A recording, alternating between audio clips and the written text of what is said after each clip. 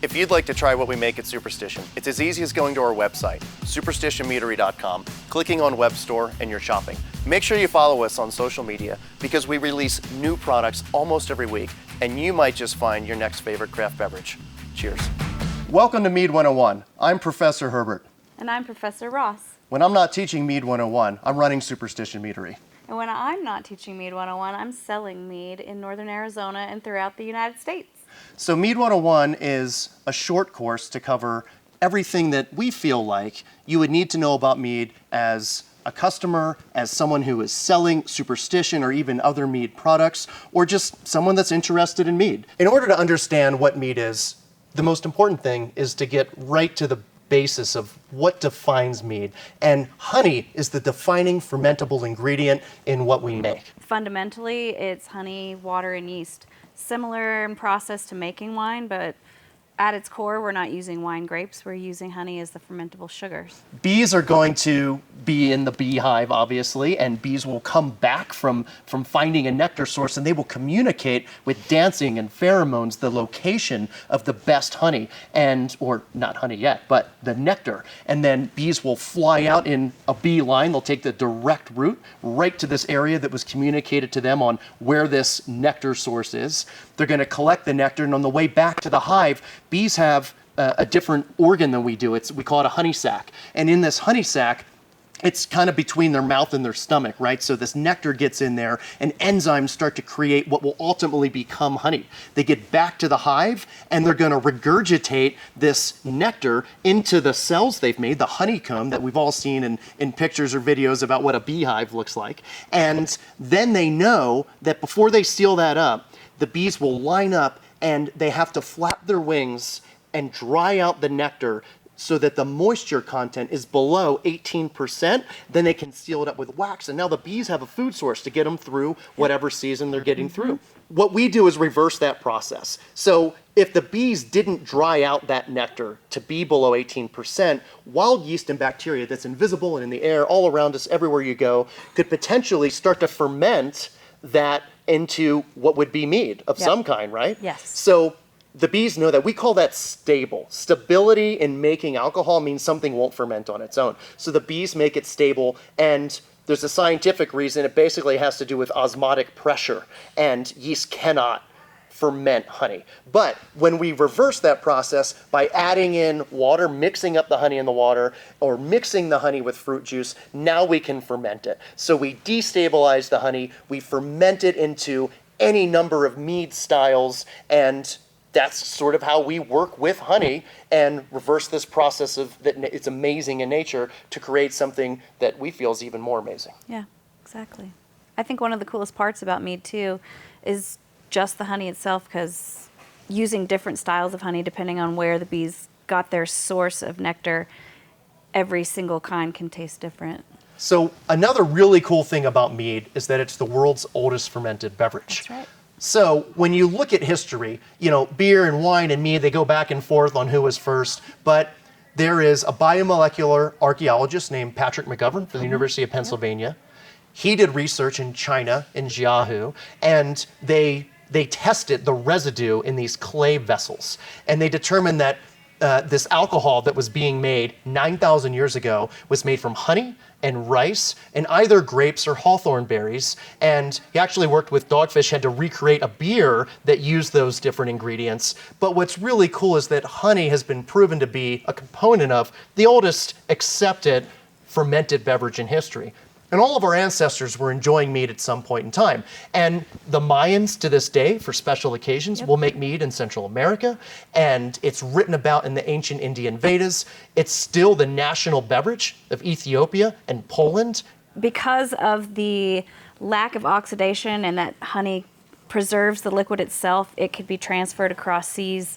One of the few beverages that didn't go bad by the time a ship was going from point A to point B. So we've already talked about kind of the basics of mead, that it's honey, water, and yeast at its core. We have still meads and carbonated meads, and those are the two types that we usually make here at Superstition. I think most users are used to the traditional style of mead, which would be kind of a wine style of mead, higher in alcohol. Many different ways we do that, a traditional mead with just the water, honey, and the yeast, and then going on from that with different ingredients added to it. But I think that's what most people know about mead and how they usually see it. More and more you're seeing some of the session style meads, which we do in cans, which is less than 9%. And I would say that's a really good place for someone to get started that's never had mead before, if they don't know what it is or are a little bit nervous about the sweetness, things like that. So a lot of people get started with those lower ABV meads. They're awesome for different purposes, you know, going out to the lake, going kayaking, disc golfing, things like that. Where your other higher alcohol meads would be, well, they can be used for anything, and I drink them all, but, you know, people typically use them for food pairing and things like that. And it's really important to understand what goes into making mead in order to appreciate it and in order to understand why mead usually costs more than a lot of other beverages. Think about when you went to the grocery store and bought a pound of grapes most recently compared to a pound of honey. There's no comparison. And what we need to do to make mead is manage a fermentation in a different way than you would with beer and wine most of the time. Honey is amazing, but by itself for fermentation with commercial yeast doesn't have enough nutrients to have a stress-free environment in the must. The must is unfermented wine, mead, or cider, or wort would be unfermented beer. So what we want to do is assist the fermentation by adding yeast nutrients, which are different B vitamins and yeast hulls. We're going to mix that in right from the start of fermentation, and we're going to start to create an ideal environment. So after our fermentation process is done, for the most part, one of the coolest things that we like to do is barrel age some of our meads. This is our barrel program back here. It's really, really important to us, and one of the coolest things I think that sets us apart from a lot of other meaderies out there. We will often use new barrels, French oak, American oak, brand new barrels. We often like to trade barrels in the program. Some of our meads will do a variation of its own, and then we'll release another version of it as a barrel-aged version, and side by side, those two products are completely different, and it's strictly just from the barrel aging process. As a mead maker, when we're choosing a barrel, there are so many different factors at our disposal. The smaller the grain, the more time it's going to take for the barrel to impart the flavor characteristics. But if the grain's really tight, it's going to be a fine, subtle characteristic. Yeah. And if it's a little wider, usually with faster growing, like Missouri oak, for example, you can get a really assertive oak character faster. Barrels are one of the greatest ways to impart flavors of other ingredients that we can't actually use. So when we're using, say, a bourbon barrel, we can't use bourbon in our products. Nope. We can't use the grains from any of that in our products, but it actually tastes like it has bourbon in it, but because we can't use grains, that's how we trick people. Now we're going to talk about categories of mead. Within each individual mead, there are different styles based on ingredients. Traditional mead is purely water, honey, and yeast. That's right. A great example of that would be Super Bee, where we use Arizona wildflower honey. We also do drier traditional meads like Lagermas de Oro. That's kind of what I go to all the time. And then what would a mead be if you used any kind of fruit? Any kind of fruit would be a melomel. That's probably the most popular style of mead out there and what a lot of people know for meads. One of our most popular and highest selling meads and highest rated meads is Marion. This is a true melomel. We start with wildflower honey on this, and then we add blueberries, blackberries, and raspberries. And as you get into different fruits where you're concentrating on wine grapes, for example, you'd have a piment. So when we, instead of using wine grapes, we use apple cider and honey, that's a cider. Yeah. And then we'll even do what we call, for lack of a better term, fruit ciders, where we're going to add in other fruits like blackberries and blueberries and raspberries to our apple meads, and then we'll put those in barrels sometimes. And then there's metheglins. So this is a pretty cool example of a metheglin. It's made with Tahitian vanilla beans. So it's cool because metheglin comes from the Welsh word metheglin for medicine. Yes. And so people would take different medicinal herbs, soak them in alcohol. Alcohol is a solvent. That's how we extract flavor from vanilla beans or flavor from barrel staves. Yep. So mead spans the gamut from the daily drinker in a can to really cool, expensive, high-end barrel-aged stuff for special occasions. Exactly. So who is Superstition Meadery? Leah, how did you come to work for Superstition? Oh, I started with Superstition about 5 years ago. I work really closely with Jeff and his wife Jen and everybody. We're a family and we all do it together. It's a small amount of us, even though we distribute globally. And we make more wine than any other winery in the entire state of Arizona. We're one of the biggest meaderies in the world. it is small. And I loved that, and I loved the passion that everybody had in the company doing what they were doing. No matter what they were doing, they were having fun. I still go into the tasting room regularly. All the people that work down there are always having a great time. As big of a company as we are and as small as we are, we don't take ourselves too seriously, which identifies with my personality. I never found it boring. There was always something new to learn and always something new to do. So I want to talk about the name Superstition and our logo for a second. So You get asked that a lot. yeah, it's a great question. I think it's the perfect name for what we do. And so our logo is based on a Minoan bull mask. It's a carving, and it's in a museum on the island of Crete. And the ancient Minoans, they drank mead, and they carved these bull heads called rhytons. They would dip this skeleton of a bull or a sculpture of a bull's head into a ceramic pot full of liquid mead, and they'd put their hand on the back of the bull's head and carry it over to a temple and take their hand off, and then out of the mouth of the bull would pour this mead onto the temple as a libation to the gods. I felt like that was a great representation of what we're about, Superstition Meadery, the history of mead, but yet we still do so many cool modern things. And we've been recognized as making some of the best mead and cider in the world, and that's through competitions and reviews and whatnot online. But we also, in 2019, were named the best small business in America by the SBA. Really, we're one of the best companies in the world, and we try so hard to have the best practices when it comes to how we treat each other. And you referenced not taking ourselves too seriously. I think that's really important. That's definitely how I am. I mean, I always think if you can't laugh a little at yourself, everyone else will as soon as you leave the room. So I think a sense of humor goes a long ways to fitting into our culture. Yeah. Even though we couldn't be more passionate or serious about what we do, we have a lot of fun doing it. We do. And I think that's what makes Superstition really unique and really special. We're never gonna leave the fun behind. That's true.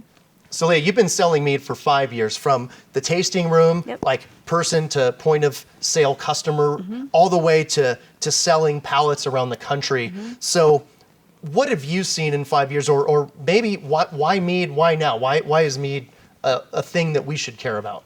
Why not is one great question. It's the best beverage you've never had. I've seen a huge push for the demand for mead and demand for craft beverages in general, new craft beverages, seltzers, all things like that. We've seen a 300 or more % increase in people opening their own meaderies across the United States and in the world. So it's just a constantly growing thing. We're finding ways to create meads that taste as good as we've ever done, that are priced lower than we've ever done before. And one of the new things we're going to be doing is 12-ounce cans. Yeah. So I think that's why mead it really has a place for every craft beverage consumer, no matter what the occasion is, more and more and more. And there's only going to be more options from us and some other great producers out there. Absolutely. So Leah, we've got all these different formats of bottles and cans, from flip tops and corks to caps. How do you store mead? As you would any other wine, honestly. Before I'm ready to drink them, they will sit in my cabinet at home in a dry, cool place. I'll pop them in the fridge. Now, if this did dry out over a certain amount of time, you could allow a little bit of air to come in, and you would have maybe some rack bit oxidation, although I still think you'd be okay. And if you actually you're like, hey, I'm actually going to save this case for 10 years, Sure. put it on its side. Yeah. It's going to be Keep fine. moisture out there. And I find that when it comes to the ageability of our products, the more alcohol you have, alcohol is a preservative after all, and the more sweetness, the more residual sweetness that's in the product. Something like the White Series is a fantastic example of a mead that you could put on its side out of any sort of light, keep it at room temperature or cooler, and it's going to be amazing for years on end. So Leah, let's talk about how to evaluate mead. Sure. So I'm going to open up this Aphrodisia barrel-aged example of the Stallia. And then what you want to do when you're evaluating mead is look at the color and the clarity. If you were a mead judge and there was stuff floating in here, it wouldn't make you feel good as a judge. Right. And then we want to check out the aroma. And I'm swirling this because the aromatic compounds are going to be released from the liquid, and they're traveling up the sides of the glass. So call out anything that you get in the nose. I get stone fruit right away. and vanilla. And vanilla. It's like nectarines, peaches, and vanilla. All right, so let's take a sip and see Got what it. we get in the flavor. It's got a, well, obviously a very strong honey forward flavor. I'm still tasting vanilla as I was smelling it. The vanilla is still present. What about you? Yeah, absolutely. Honey was the first thing that jumped out to Yeah. me. And that makes me happy as a mead maker Yeah. because if I was judging a mead, you're always going to look for honey Right. characteristics. There's a nice balance of alcohol and tannin, but the thing I get the most besides a specific flavor that's like a fruit or a spice would be this umami characteristic. And also the soul, which is what you were talking about earlier about, where these products can take you in your mind back to a place that you went before where, the flavor brings that memory back and that connection is really important. So on our website, you can find all of those. And then the last thing that we do on our sell sheets is the food pairing. Oh, yeah, And food pairing. there is almost nothing more fun than trying to figure out which one of these bottles and which bite of food, which plate, which tapa is going to present the most interesting pairing. But it's to create a flavor sensation that you've never had, that one can't exist without the other, and they work together to create something where, the sum is greater than just adding up the parts. Agreed. Mead it's gone through a lot of history. It fell out of favor because at one point in time, cane sugar, through the age of exploration, became available to make very inexpensive alcohol. People figured out how to really make beer with hops all the time to make them last longer. Yes. Wine production was always around, but became better. And mead kind of fell out of favor because really the cost of honey Yes. became much more expensive than cane sugar. And that was, somewhere around the Middle Ages. And now we're in a point where mead's coming back through our efforts, the efforts of our friends in this industry. Yeah. We're creating brand new things no one's ever had before at all different price points. Mead's here to stay. Exactly. It's growing, and I couldn't be more excited to see where mead goes in the next couple of years, because I tell you, for the last 10, we've seen some crazy Yeah, changes. it's been incredible. Being here for only half that amount of time, I'm blown away by it every day. Well, cheers. Thanks for watching Mead 101. We'll see you next time.